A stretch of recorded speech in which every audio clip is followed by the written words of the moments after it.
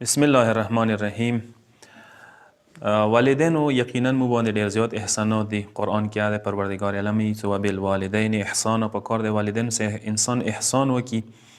اغ احسان عنوان سره یو المنز د نماز مغفرت والدین څنګه ډیر ضروری دی. والدین د زنداوی هم متکوای شي او که بیا وفات شي وي بیا یې متکوای شي او بهترین ټیم جمعې شپه ده څخه کې انسان مغرب او عشاء لمانځه وکي یا عشاء لمانځه نه ماسخوتن لمانځه نه ورسته وکي.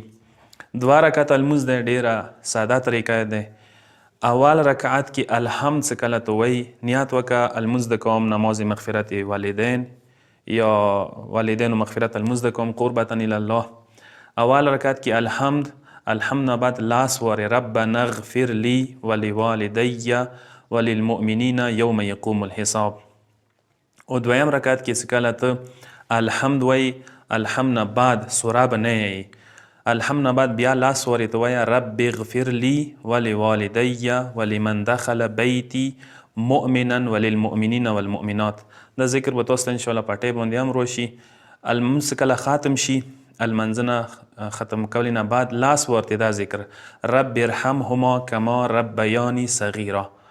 نو دا یو سمپل ساده المنځ دی. په کار دی چې ما و تاسو کم از کم والدینو دپاره دا هدیه کو.